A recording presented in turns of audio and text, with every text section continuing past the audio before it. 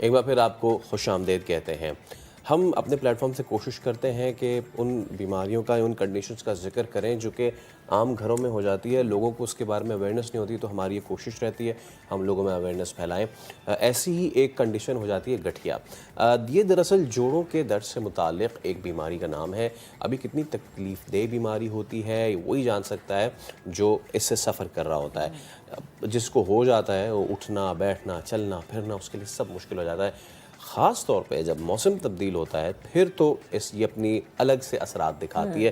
سردیوں کا موسم جو ہے گٹھیا کا مریضوں کے لیے سمجھا آتا ہے کہ بڑی آزمائش والا موسم ہے. اب کیا کیا جائے جی اس کے لیے, کیسے ہو جاتی ہے یہ, اور اگر کسی کو ہو جائے, بہت سارے مجھے لوگوں نے کہا ہے کہ اس کی ریورسل بیک نہیں ہے. اچھا یس, چلیں یہ ہم جانیں گے. ڈاکٹر امبرین فرحان ہمارے ساتھ اسٹوڈیوز میں موجود ہے. السلام علیکم ڈاکٹر صاحبہ, کیسے ہیں آپ؟ جی السلام علیکم.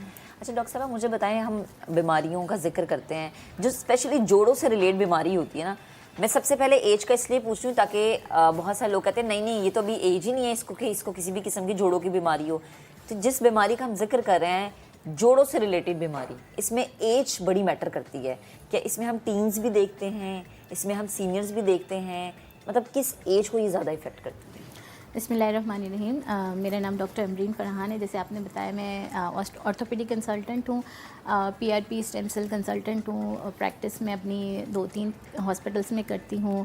مینلی جو کلفٹن پہ آسٹریلین اسٹیم سیل کلینک ہے شور سیل کے نام سے, وہاں میری او پی ڈی ہوتی ہے اور میں آرتھوپیڈک کے پیشنٹس دیکھ رہی ہوتی ہوں. جی آج جو آپ نے مجھے ٹاپک دیا ہے ڈسکشن کے لیے وہ گٹھیا کا ٹاپک دیا ہے. گٹھیا بیسکلی ایک جوڑوں کی بیماری ہے اور اس میں ہم اس طریقے سے دیکھ سکتے ہیں کہ اس کو ہم اپنی ٹرمینالوجی میں رومیٹائڈ آرتھرائٹس کہتے ہیں. آرتھرائٹس کو بیسکلی اگر ہم اس کو ایکسپلین کرنا چاہیں تو آرتھ بولتے ہیں جوائنٹ کو, آئٹس بولتے ہیں انفلیمیشن کو. تو جوڑوں کی انفلیمیشن از آرتھرائٹس. اب ایک ہوتا ہے آسٹیو آرتھرائٹس. لاسٹ ٹائم جو ہماری ڈسکشن ہوئی تھی وہ آسٹیو آرتھرائٹس پہ ہوئی تھی, جو کہ ایج کے ساتھ ساتھ جوڑ گھسنا شروع ہوتے ہیں تو اس کو ہم آسٹیو آرتھرائٹس کہتے ہیں. زیادہ تر یہ نیز میں سارے جوائنٹس انوالو ہوتے ہیں اس میں. مینلی ویٹ بیئرنگ جوائنٹس ہوتے ہیں. ویٹ بیئرنگ جس پہ ہم وزن ڈال رہے ہوتے ہیں وہ زیادہ تر گھٹنے ہوتے ہیں. تو رومیٹائڈ آرتھرائٹس بیسکلی رومیٹائڈ کہتے ہیں کہ مسلس اور بونس کا انوالومنٹ.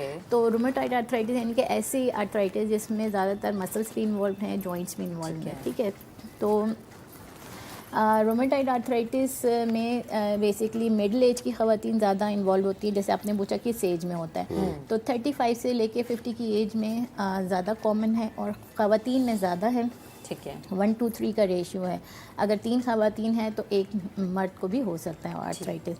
تو اس طریقے سے فیمیلز میں کامن ہے, مڈل ایج میں کامن ہے, اور اس کی انوالومنٹ جو ہوتی ہے زیادہ تر یہ اسٹارٹ ہوتا ہے کہ ہاتھوں کے جو چھوٹے جوڑ ہوتے ہیں ہمارے, اس میں انوالومنٹ اسٹارٹ ہوتی ہے. سویلنگ ہو جاتی ہے, وارم ہو جاتے ہیں اور اسٹفنس ہو جاتی ہے.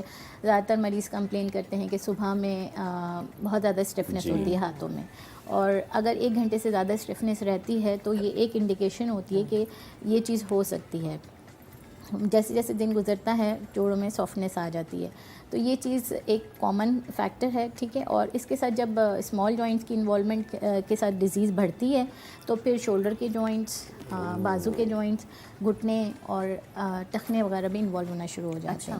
اچھا ڈاکٹر صاحبہ اس میں مجھے یہ بتائیں کہ علاج سے کس حد تک بہتری آتی ہے؟ کیا مکمل ٹھیک ہو جاتے ہیں؟ اس میں پرسنٹس ہیں, لائک آپ 20% ٹھیک ہو رہے ہیں, 40% ٹھیک ہو رہے ہیں, 60% ٹھیک ہو رہے ہیں, کیا ہے؟ دیکھیں بیسکلی اگر ہم نے علاج کے اوپر بات کرنی ہے تو پہلے ہمیں ڈیزیز کے بارے میں پتہ ہونا چاہیے کہ ڈیزیز ہے اس کی کیا. سٹیجز ہوتی ہیں. جی, ڈیزیز ہے کیا. ڈیزیز بیسکلی یہ کچھ جینیٹک فیکٹرز بھی ہیں, کچھ ایسی جینس ہیں جس میں یہ زیادہ کامن ہے, اور وہ جینس والے حضرات خواتین اگر انوائرمنٹس میں کچھ ایسے پارٹیکلز ہوتے ہیں ان کو ایکسپوز ہوتے ہیں تو پھر کیا ہوتا ہے کہ ہماری باڈی کے اندر جو ہمارا مدافعتی نظام ہے, امیون سسٹم ہے, اس میں ریئیکشن شروع ہو جاتا ہے. اچھا, اب ہمارے مدافعتی نظام کو سمجھنے کے لیے بیسکلی ہمیں پتہ ہونا چاہیے کہ ہمارا مدافعتی نظام کیسے کام کرتا ہے. جیسے کہ ہماری آرمی ہوتی ہے, اگر ہماری آرمی بارڈرز پر ہے, باہر سے کوئی بھی فورن بندہ اندر انٹر ہوتا ہے تو ہماری آرمی ایکٹیویٹ ہو جاتی ہے. ٹھیک ہے, پانی والی بھی اور ایئر فورس والی بھی اور وہ بھی, تو اس سے پھر اس کو کل کر کے ختم کر دیا جاتا ہے. इसी तरह हमारी बॉडी में कुछ सेल्स होते हैं जो हमारी बॉडी में अगर कोई बाहर से फॉरेन पार्टिकल जा रहा है तो उसके अगेंस्ट रिएक्शन क्रिएट करते हैं और वो उस जरासीम को मार दिया जाता है। ठीक है। अब इस बीमारी में ये होता है कि हमारी अपनी जो जीन्स होती हैं वो चेंज हो जाती हैं एनवायरमेंटल फैक्टर्स की वजह से, कुछ एनवायरनमेंट से एक्सपोज होने की वजह से जो उनकी जीन्स होती हैं मरीज़ की वो चेंज हो जाती हैं और जो बॉडी का निज़ाम होता है वो उसको अपनी जीन्स समझने के बजाय फॉरेन पार्टिकल समझना शुरू कर देता है। ठीक। डॉक्टर साहब लास्ट में चीज़ बता दें कि आपको क्या एहतियात करनी चाहिए अपनी ज़िंदगी में कि आप इस चीज़ से बच सकें?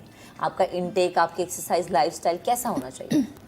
देखिए, गठिया तो एक इम्यून डिजीज़ है ना, ऑटो इम्यून डिजीज़ है। इसकी जब तक आप ट्रीटमेंट प्रॉपर नहीं लेंगे उसका इलाज मुमकिन नहीं है। ये ऑस्टियोआर्थराइटिस नहीं है। ऑस्टियोआर्थराइटिस में बेसिकली आप एहतियातें बता सकते हैं, लेकिन रोमेटॉइड आर्थराइटिस में देखें जब तक आप बीमार, जिस तरह ब्लड प्रेशर होता है आपको ब्लड प्रेशर की दवाई लेनी है, ठीक है, शुगर है आपको शुगर की दवाई लेनी है। बहुत सारे लोगों को पता होता है कि हमें प्रॉब्लम है लेकिन वो डर रहे होते हैं डॉक्टर के पास जाने से कि हमें कुछ और मज़ीद कोई ख़राब बात ना सुनने को मिले, ठीक है। लेकिन ये ऐसी चीज़ है, रोमेटॉइड आर्थराइटिस का इलाज भी है और प्रॉपर तरीके से अगर दवाई लें तो बाद के असरात से बच सकते हैं, जैसे कि डिफ़ॉर्मिटीज़ हो जाती हैं। बहुत सारे पेशेंट्स हमारे पास उस स्टेज में आते हैं जब उनके हाथ टेढ़े हो जाते हैं, अल्लाह अकबर, हाथ टेढ़े हो जाते हैं, फिंगर्स टेढ़ी हो जाती हैं, ठीक है, नकल्स ऐसे क्लॉ हैंड्स, वो इरिवर्सिबल जी है? जी वो रिवर्सिबल है? वो रिवर्सिबल अगर रिएक्टिव स्टेज पर है, जैसे सूजन वगैरह वाली स्टेज है, तो हम मेडिसिन से उसको कंट्रोल कर सकते हैं। लेकिन अगर वो जॉइंट डैमेज हो चुका है बिल्कुल, तो फिर उसको रिवर्स करना मुश्किल होता है। ठीक है, लेकिन फिर भी पेशेंट को ईज आउट करने के लिए हम बहुत सारी चीज़ें कर सकते हैं। तो ये चीज़ें हैं और इससे इस तरह बच सकते हैं, या आपको अगर पहली भी स्टेज है तो आप फ़ौरन इस चीज़ को कंट्रोल कर सकते हैं। बिल्कुल ठीक है। डॉक्टर साहब बेहद मौजूद थी, गुफ्तगू कर रही थी। बड़ा ज़रूरी है जब भी आपको किसी भी कोई भी बीमारी अटैक करे ना, तो आपको उस बीमारी पे खुद डॉक्टर नहीं बन जाना चाहिए बल्कि डॉक्टर से रुजू करना चाहिए।